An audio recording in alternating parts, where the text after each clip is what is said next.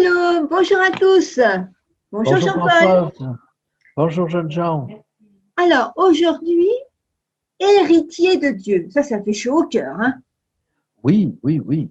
Hein? Et ce qu'on va hériter, en premier lieu, c'est la vie, ce dont on va hériter. Mais nous allons le voir. Hein. Et je vous propose de lire, de relire, parce qu'on les a déjà lus, mais de relire les deux versets, les deux derniers versets de cette section du jugement de Babylone, c'est-à-dire les versets 7 et 8 du chapitre 21. Celui qui vaincra héritera ces choses. Je serai son Dieu et il sera mon fils. Mais pour les lâches, les incrédules, les abominables, les meurtriers, les impudiques, les enchanteurs, les idolâtres et tous les menteurs, leur part sera dans l'étang ardent de feu et de soufre, ce qui est la seconde mort. Héritier. Héritier de ces choses. Ces choses qu'on a vues, c'est quoi? C'est l'eau de la vie. Et ce sera déjà extraordinaire, mais on sera héritier aussi de la présence de Dieu. Parce qu'il nous dit, je serai son Dieu, il sera mon fils. Jésus nous a invités à appeler Dieu notre Père. Mais notre Père dit ici, ce sera mon fils. Et quand on sait l'amour dont Dieu est capable, alors on comprend que c'est important. Et puis ça souligne cette présence. On va se retrouver en famille.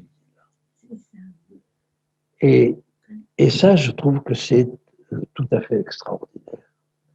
Et on ne me donnerait comme héritage que la présence de Dieu, ce serait déjà merveilleux. Mais on sait que Dieu, lui, va nous donner bien plus que tout ce que nous pouvons imaginer. Alors, celui qui vaincra héritera ces choses, je serai son Dieu, il sera mon fils. Ça rejoint ce que nous disions dans un précédent exposé sur il habitera sous la tente avec nous. Vous voyez, c'est une famille qui habite sous la tente. Et donc, nous serons avec lui. Maintenant, j'aimerais vous faire remarquer quelque chose qui se trouve dans le verset 8. Dans le verset 8, quand vous voyez toutes les catégories des réprouvés, vous avez les lâches, les incrédules, les abominables, les meurtriers, etc., vous vous dites, comment se fait-il qu'il y ait 8 catégories? Si vous les comptez, hein, les lâches, les incrédules, les abominables, les meurtriers, les impudiques, les enchanteurs, les idolâtres et tous les menteurs, leur part sera dans le temps ardent de feu et de soufre. Vous avez donc 8 catégories. D'habitude, dans le texte de l'Apocalypse, quand on veut exprimer quelque chose qui recouvre l'ensemble, on le fait avec le chiffre 7. Quand Jésus s'adresse aux églises, il s'adresse aux 7 églises. En réalité, il s'adresse à toutes les églises de tous les temps. Mais il va dire un message aux 7 églises. Vous voyez, ces 7 églises représentent la totalité. Pareil, dans la semaine, vous avez 7 jours. Vous n'avez pas un 8e. Et quand vous voulez parler du temps, eh bien, vous parlez de 7 jours. Si vous dites d'un magasin qu'il est ouvert 7 jours sur 7, ça ne veut pas dire qu'il est ouvert que 7 jours, ça veut dire qu'il est ouvert tout le temps. Vous voyez? Donc, c'est ça. Et là, on utilise le chiffre 8. Pourquoi? Eh bien, parce qu'en réalité, vous avez ici un petit mot. Un petit mot en grec qui signifie « et ». Il s'appelle « kai ». Il se dit « kai » en grec. « Kai », ça veut dire « et ». Seulement, le « kai » grec peut avoir 2 significations. Ou bien il ajoute une catégorie. ou bien il donne une explication. Je vais vous donner un exemple avec ce que nous trouvons un petit peu avant, au chapitre 20. Quand les méchants attaquent la Nouvelle Jérusalem, regardez ce qui est dit. Ils montèrent, verset 9, chapitre 20, verset 9, ils montèrent à la surface de la terre et ils investirent le camp des saints et la ville bien-aimée. Eh bien, vous pouvez en grec comprendre cela de deux manières.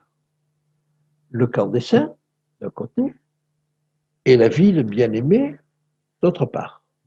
Ou alors, si c'est un cas explicatif, il va falloir le traduire le camp des saints, c'est-à-dire la ville bien-aimée. Ce ne sont pas deux catégories. C'est un cas explicatif. Alors, pour ceux qui aiment les mots nouveaux, ça s'appelle un cas épexégétique. C'est simplement pour donner un mot à ceux qui aiment les mots, qui ronflent, qui sonnent. Voilà. Donc, c'est un cas épexégétique. En réalité, c'est un cas qui donne une explication. Le camp des saints, c'est-à-dire la ville bien-aimée. À ce moment-là, on ne le traduit pas par « et », mais on le traduit par « c'est-à-dire » ou « à savoir » ou « il faut comprendre », voyez. Donc, c'est une explication. Bien. Et du coup, chaque fois qu'on voit ce mot « kai », il va falloir s'interroger sur ce que veut dire le texte. Et alors, je reviendrai un petit peu plus tard sur le camp des saints et la ville bien-aimée.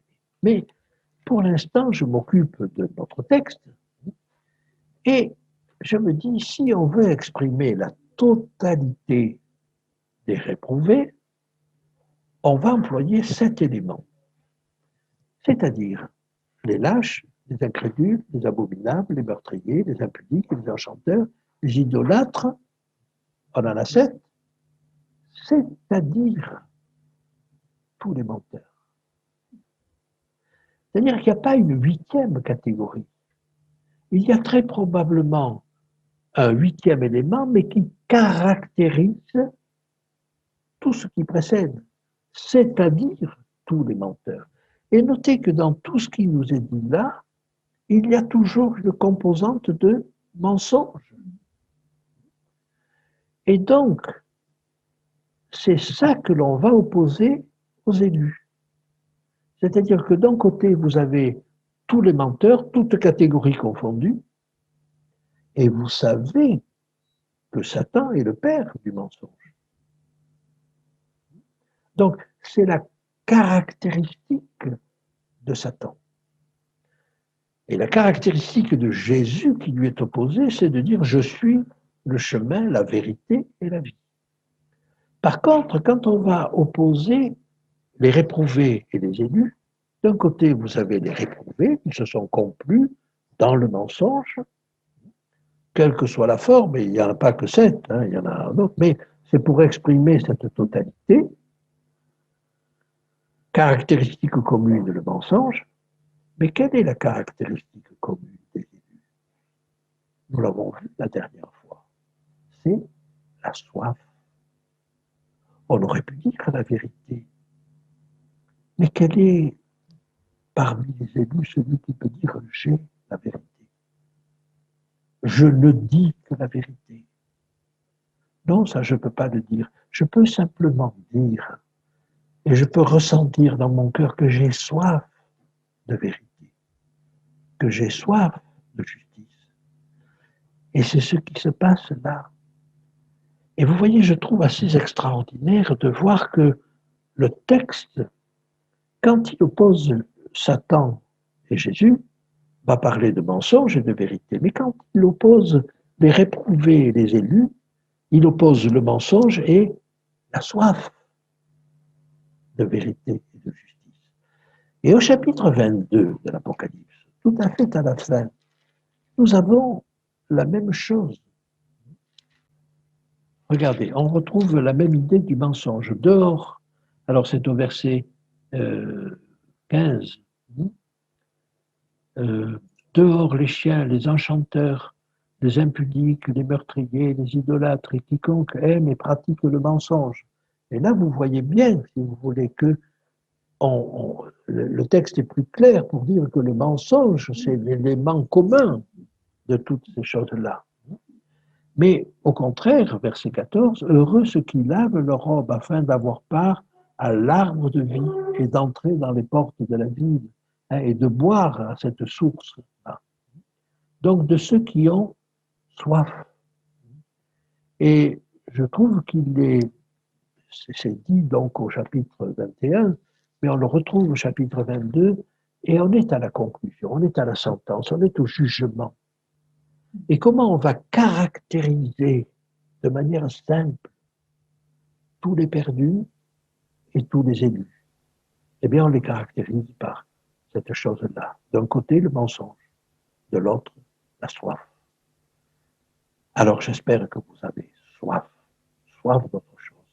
Et je vous dis, jeunes gens, si vous entendez quelqu'un qui vous dit ne perdez vos illusions, devenez adulte. Non. Moi, je vous dis, ne perdez pas vos illusions. Ne perdez pas cette soif d'autre chose. Ne perdez pas cette soif de justice, de vérité. C'est ce qui fera pour l'éternité la caractéristique des élus. Eh bien, sur ces bonnes paroles, merci à tous d'écouter. Merci à tous, et bien justement, d'avoir soif de cette connaissance qui va vous apporter un plus dans la connaissance de la bienveillance de Dieu pour chacun d'entre nous. Permettez que j'illustre cela. Voilà, une bonne résolution. Hein. En tout cas, soif. Nous avons soif et notre soif sera étanchée. Ça, c'est ce que dit le texte. Oui, ça c'est important. Elle sera étanchée. Alors, à très bientôt pour la suite. À très bientôt. Au revoir Françoise. Au revoir nos amis.